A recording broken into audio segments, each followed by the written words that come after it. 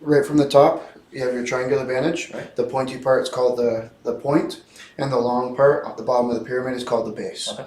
So if we bring the point down to the base, and we fold it down one more time, that makes a broad bandage. Right. Broad bandages can be used for bleeding. If we fold it down one more time, that's a narrow bandage. Narrow bandage can be used to tie splints to the body for broken bones. Okay. So we need a dressing and we need a bandage. So our first wound,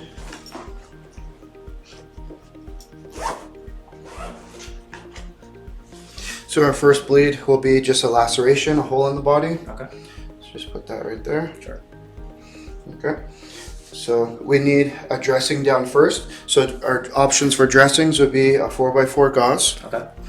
Or if there's more blood, we're going to use the abdominal pad. We can put that on.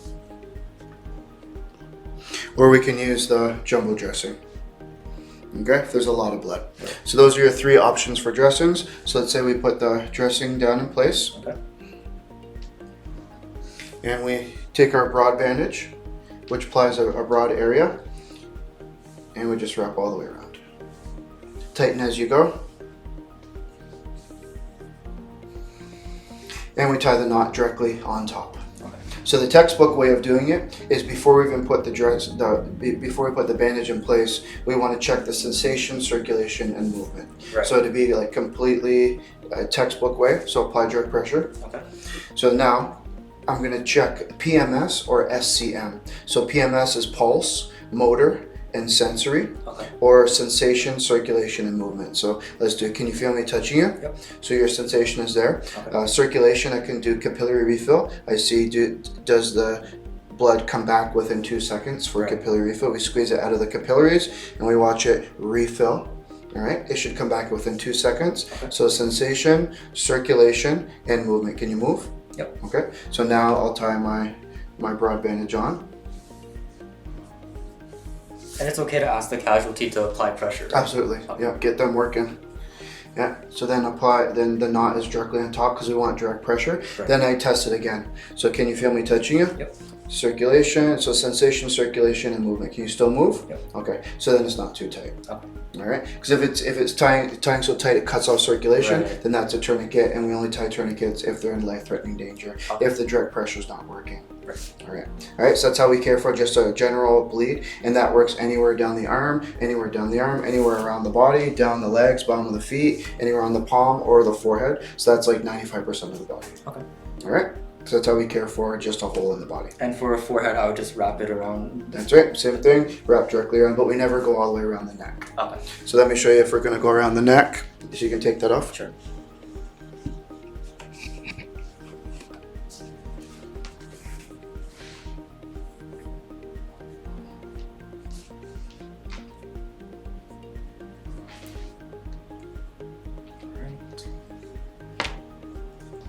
Okay, so we're going on the neck, so I'll apply direct pressure. So if someone's bleeding on the neck, Right. then I'm gonna make a broad bandage. Okay, and bring it around like this. And I come under the armpit, so face that way. So I'm kind of coming under the armpit there. Okay. So anything on the neck, you can't wrap directly around the neck, you have to tie it around the neck down to the armpit like that. All right, but if it's around the forehead, it can go around the forehead. Okay.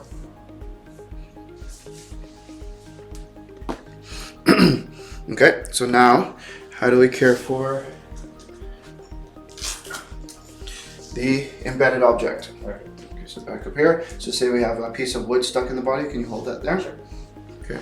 So we have a piece of wood stuck in the body. What we need is we need 2 rolls. Okay. So you need bulky padding. So you can just grab 2 rolls of gauze, Okay. a pad on either side. So hold that in place. Yep. So remember I said I could use a narrow bandage. Narrow bandage can be used to tie splints to the body. We'd also use a narrow bandage here Okay. if we wanted to. So I could tie the narrow bandage there. So take your hand away now. So I have the narrow bandage securing the bottom, and I also have the narrow bandage securing on the top. Okay. And we always tie the knot. In this case, we don't want to apply direct pressure, so we want the knot on the bottom. Yeah, so not on top of the blade. All right, so that's one option. We could use narrow bandages, or instead of the actual narrow bandage, I could just use another roll of gauze. Okay. So let's just take this off.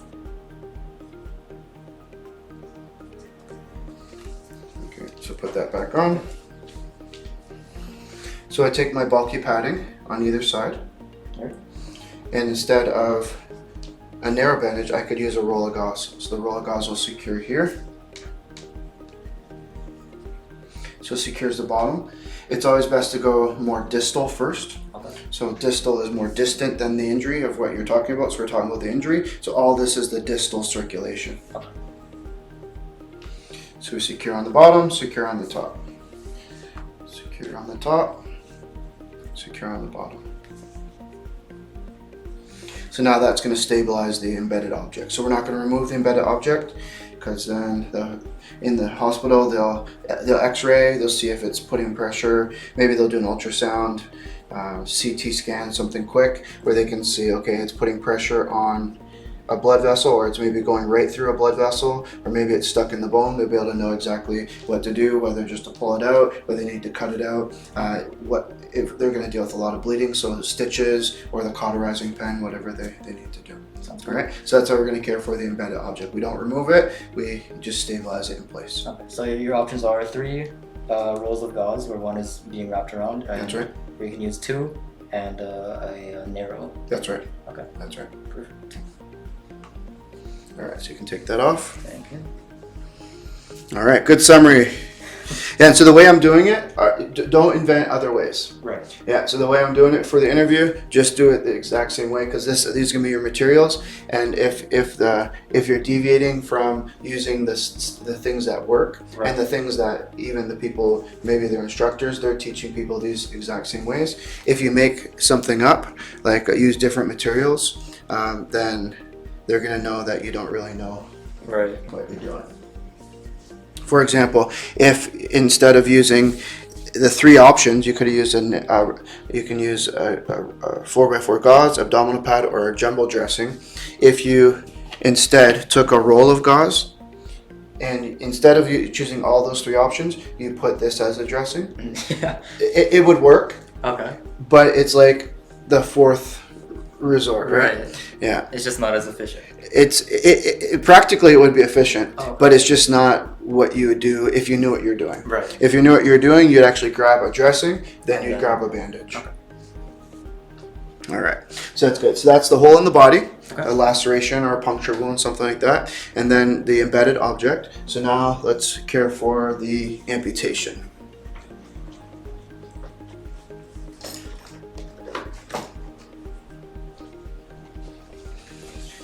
All right, put a couple fingers in there.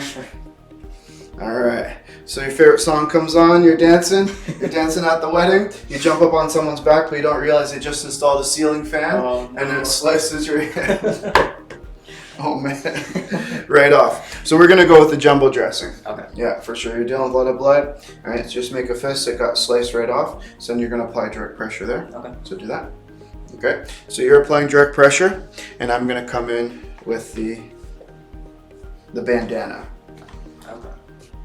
So the bandana would be exactly the same. If I was bleeding from the top of the head and bleeding from the amputated stub, it's the same bandage. Okay. So for example, if I'm bleeding from the top of the head, I have my base down like this.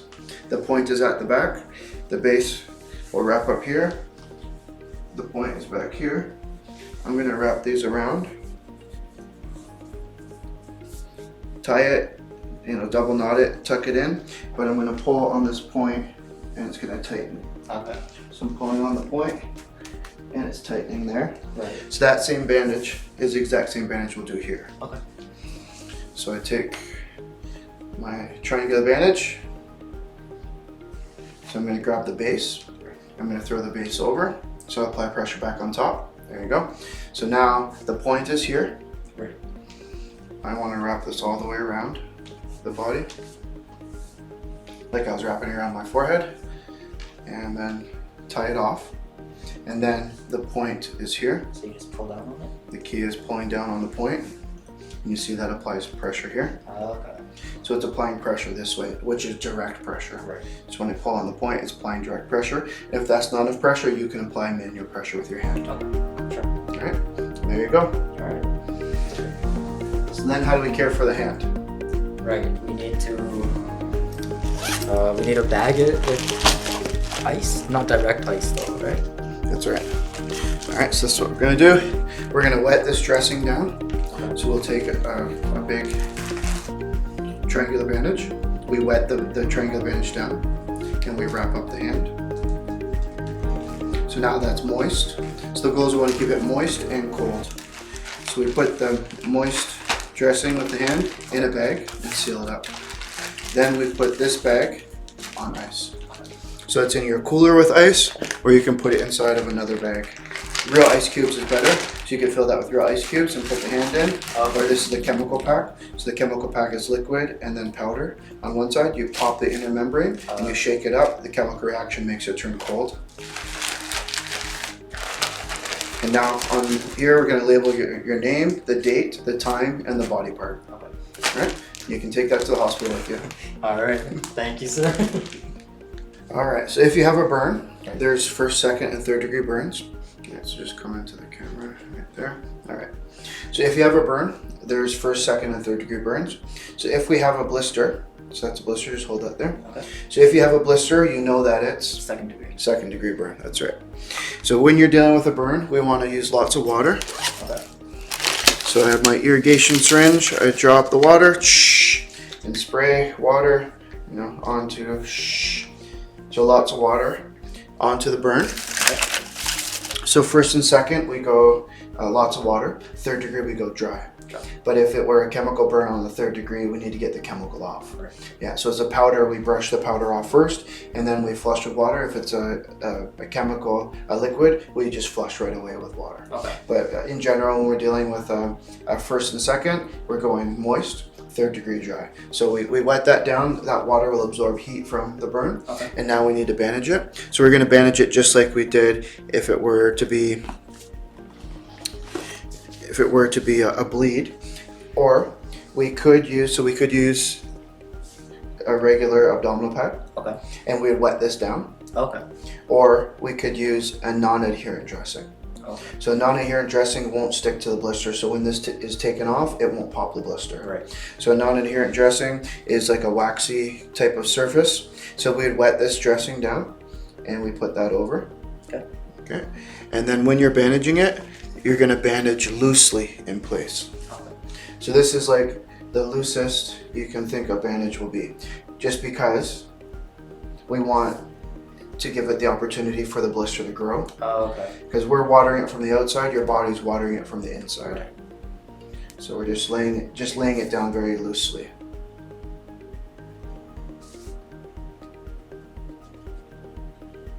And you would always use a gauze roll, never a bandage for this? Yeah, you can use either. Either is fine, like a broad bandage, if that's all you had. Alright, so we can do it like that. So to see how loose this is, I can actually fit my fingers underneath it. So the blister has that much ability to grow. Wow, okay. Yeah, so that's where it's still moist. We're keeping it moist. Maybe you can put like a polysporin or something on it, but we flush with lots of water, then we keep it moist with some type of polysporin maybe, or just water is good. Okay. All right, there you go. So that's how we're gonna care for a burn. That's first and second. That's first and second, and if this was a third degree,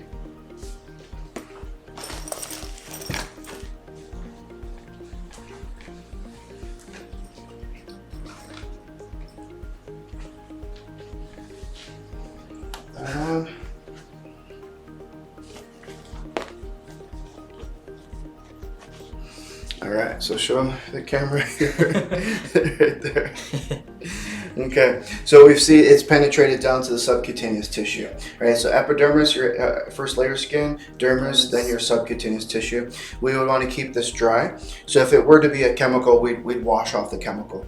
Look at your material safety data sheet, see if the chemical responds well to water. If it does, wash it right away.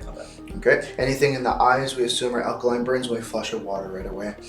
So we would want a pad on the top, but we also want padding in between. So we're gonna go padding in between the fingers, just close those together. Close that. Close that, all right.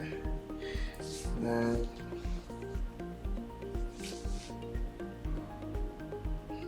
close that there. Right, just come over here a little bit. So now,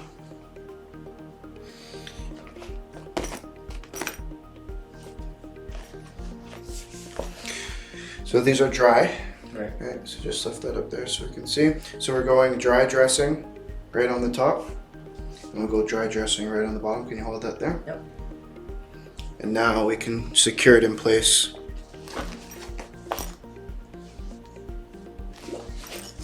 With the roller gauze. Oh, sorry, the bottom of the dressing, or the... Yep, I got it. So I'm just holding it in place. We're not applying like direct pressure like it's a bleed. Right. And it's still relatively loose for this, or? It's a 3rd degree, so you're just kind of holding it in place. It doesn't have to be a super loose like the 2nd degree. Okay. We're just kind of holding it in place, not necessarily applying direct pressure, but just making it snug. Right. There we go. So that's how we're going to do it. Nice. So we have padding in between so that if blisters did form, that the blisters wouldn't hold the fingers together. So we have padding separating the fingers, a pad on the top, a pad on the bottom. So dressings on the top and bottom, and then securing it in place. We're always bandaging from distal to proximal. Okay. Always bandaging further to closer to the center of the body. Okay. That's how we care for 2nd degree, and now this is the 3rd degree. Okay. All right, so this one's for a dislocated shoulder. So when you have a dislocated shoulder, we want the point going towards the elbow.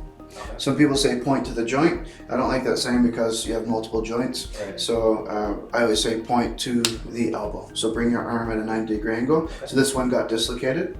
So it popped out and stayed out, or it popped out and it popped back into place. Either way, it's painful. Okay. So we're gonna come in with the triangular bandage, and I'm gonna hold one end up in the air and have my point going towards the elbow. All right. So it's gonna slide in just like this. All right, so I stand back and I look, just rest your arm. You're at 90 degrees. Yeah. So now when you look, I have the point at the elbow, or you could say point under the elbow, and the base is on the non-injured side. So then I can take this one. This covers this collarbone. Let's come forward a little bit. This covers this collarbone. This will cover this collarbone. And back here I'm going to tie it, but I'm going to tie it a little tighter. So spin around. I'm going to tie it, just look straight. I'm going to tie it a little tighter than I think I need to, like that. All right, now turn around. So we want to make sure that the wrist is supported, because this supports 2 things. It supports the elbow so it can't bend down, and it supports the wrist. So we want to make sure that we're supporting the wrist there.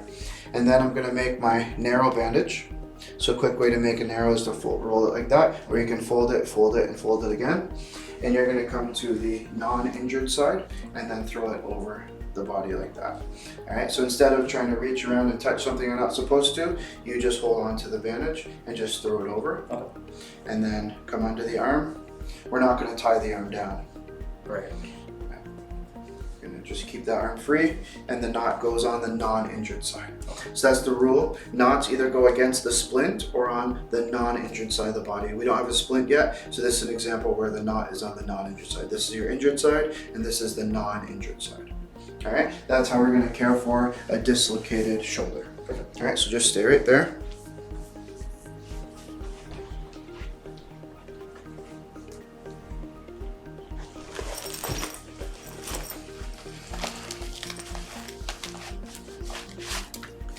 So if you had a broken upper arm, so broken humerus, somewhere in the upper arm, then I would put you into a sling first. Then I'd tie a narrow bandage around. I get my formable splint, and I'd form it around the body. I'm gonna slide that in. Can you hold that there? Okay.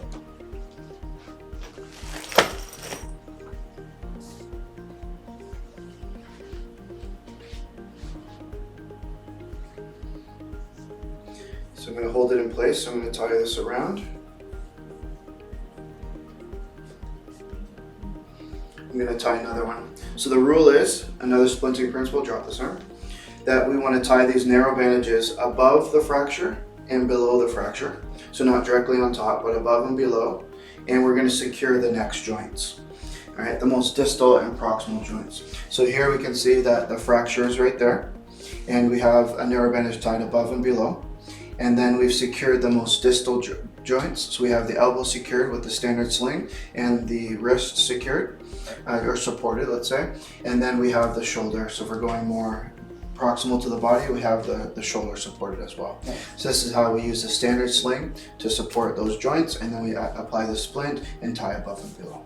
All right, so that's how we care for a broken upper arm. Nice.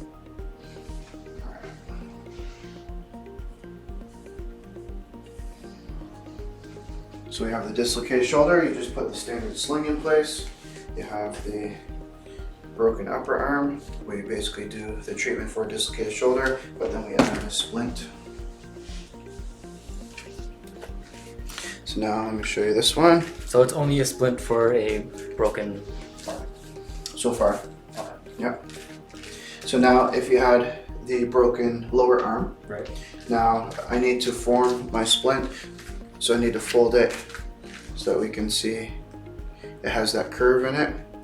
And so I've formed it around so you can hold on to something, and now it's formed around my arm just like this with a curve. So we'll slide that in. This is for the broken lower arm, so you just hold that in place. Okay. And remember the rule, we tie these narrow bandages below the fracture and above the fracture. But instead of using two of those, so I need one to tie here and another one to tie there, why don't I just use a roll of gauze? Okay. So I could use just one roll of gauze instead of two two triangular bandages. Right. I can secure here. And so where's the fracture? Here, right there? Yeah. All right, we found it. So we want to skip that area and secure up here. So you basically need to find where the fracture is. There we go. So now we have tied above and below the fracture. Okay. But then what was the rule? We needed to tie above and below and secure the next joints. Right. Secure the distal joints, which your fingers are the distal joints, so just don't move your fingers. Okay. Because if you move your fingers, where are the muscles moving? Oh, Right where the fracture is, right? So we need to have their fingers secured Okay. or not moving. And then we need to secure the elbow and the shoulder. So how do we normally do that? The elbow, bring it up right here. Okay. We're going to apply the standard sling. Okay. So the saying was point to the elbow or point under the elbow. The base goes on the non-injured side. Just rest that against your body.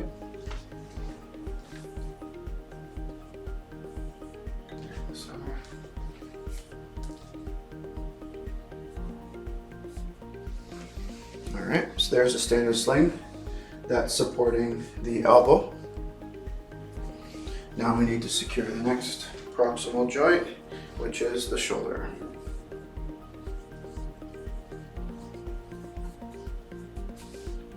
Right there. All right, so there we see that we've secured above and below the fracture. We have our splint in place because the break's right there. Now we used the standard sling, just like we used to treat the dislocated shoulder. We put the standard sling in place. So now you see that the standard sling is used anytime we have a broken lower arm, a broken upper arm, or a dislocated shoulder. We're using the standard sling every time. Okay. All right, Nice. there you go. That's how we care for a broken lower arm. All right, so this is what we're going to do for a broken collarbone. So the broken collarbone is called the tubular sling. It's the only time we use the tubular sling. Okay. And it looks like a tube wrapping around the body. So where the standard sling actually covered both collarbones, then you think, okay, if it's broken, I don't want to put pressure on the collarbone, Right. so I must need something different than the standard sling. This is why we use the tubular sling. So which collarbone got fractured? Let's say this one. Your right one, okay? So you're gonna take we don't want that right arm swinging, so you're gonna take the right arm and touch your good collarbone. Okay. So take your right arm and Right. touch your good collarbone, all right? Because we don't want that one swinging. And so if you know that when I'm dealing with the collarbone, my arm must be at 45 degrees because I'm touching the good collarbone. Okay. Right, so that's how you can remember I'm at 45 degrees. But where the standard sling was at 90. Right. Okay, so here we go. What we're gonna do, we're still gonna say the same thing. Point goes to the elbow, Okay. and the base goes on the non-injured side. But in this case, I'm putting it right on top. Oh, okay. And the reason I'm putting it right on top is that because I'm gonna bring it all the way around the body. So it's kind of wrapping around the body and not covering this collarbone. Sure. Okay, but when we wrap it around the body, so you see it's down at a 45-degree angle, Yeah. I'm going to take this and this, so spin a little bit more. I'm actually going to tie these together. So I have one tie here and one tie there. Okay. So I can make a knot right there and I make a little pocket for the elbow, and then this comes around the back. So spin around. So now I'm just tying it here, like that. All right, so now spin. So now you see we have, which kind of looks like a tube, but there's all this extra fabric there. So that's not my job to go in and tuck it underneath and feel it against your chest. So you're gonna now take it and tuck it in. Okay. There you go. So you tuck it in all the way. Yeah. And then just rest your arm against your body.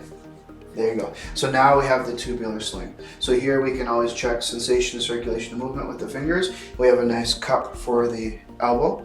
Now it's supported. So then we need this part where we come to the non-injured side, throw it over, go that way, and tie on the non-injured side, just like that. And it's just one narrow bandage? Just one. Okay. Yeah. Nice. There we go. That's for, so you see now the dislocated shoulder, the broken collarbone. The broken collarbone is exposed. Right. Because you took that one that was broken, you touched the good collarbone, and we're keeping this one exposed. So this is called a tubular sling because it's like wearing an inner tube on an angle around your body. Right. Yeah. Okay. All right. So this is the broken ankle right there. Okay. So I'm gonna lay two underneath. So I can go under the Achilles tendon and I can go under the knee. Those are your natural hollows. Right. And I can shimmy side to side to get it down or to move it back up where I want to. We're not just gonna pull, we're gonna shimmy side to side to move it in place. Okay. Okay, so now we need to add our splint. So we need to fold the splint so that it wraps around the body. This is gonna be flat on the bottom, and then we need to fold it so that it wraps around the body there. Okay. And so we put in anything that you can use as a horseshoe. So it could be a blanket that goes like that. It can be the formable splint. So now you see it's kind of flat on the bottom, it's formed around, but you're not going to form it on the person's sprained ankle or broken ankle because that's going to be painful. So we form it in the air, make it flat on the bottom, form it in the air, and we slide it in place. Okay. So then the bottom one is always a figure 8. We're going to cross on the top, Okay. and we're going to bring it down towards the bottom.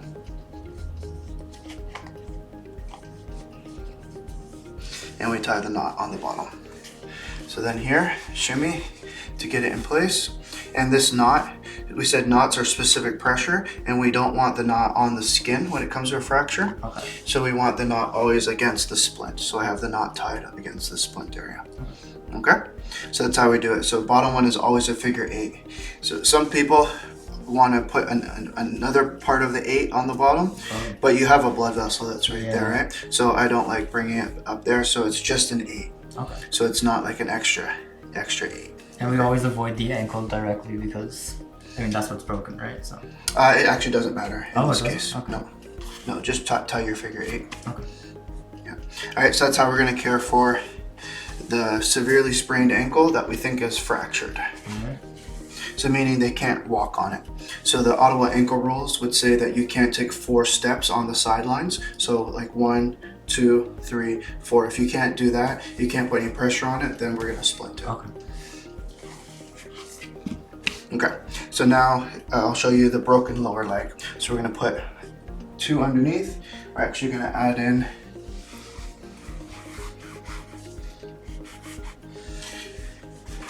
two more. So it's gonna be 4 total. Okay.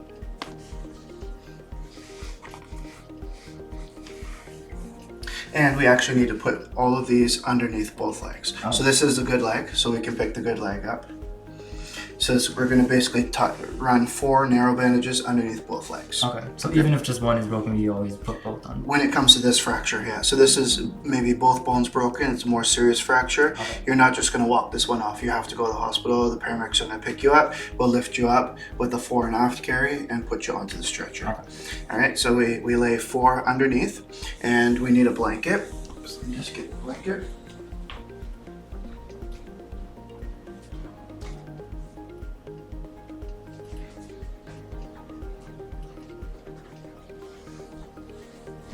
So the rule is we have to pad all hollow areas. So just move your hands.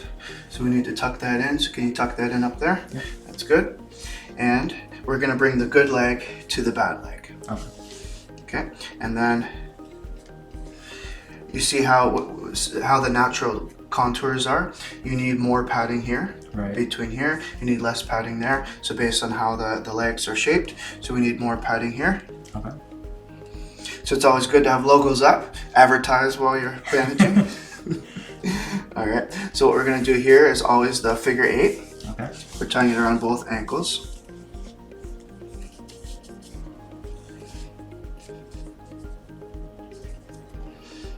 So this is a case where wrapping it around and wrapping it around again is beneficial because your ankles want to pull the bandage apart. Right. And now I'm going to tie my third knot basically Okay. there. So that's the figure 8. And then this one needs to be below the fracture. So we need to find out where is the fracture. So it's Right there? Yeah. Okay. So then this one needs to be below the fracture. Okay. And my knot shouldn't be on the fracture. It should be on the non-injured side Right. because this is the splint. So I said we should either have it against the splint or the non-injured side of the body. In this example, it's both. This is the non-injured side and it's the anatomic splint. Okay. So then here, we're gonna tie these.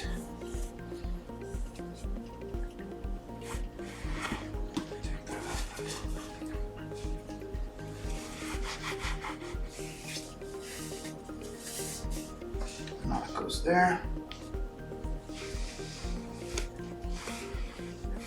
And then this top one, so this one is above the fracture, this one's below. This one's higher than the kneecap, crossing the next joint. Okay.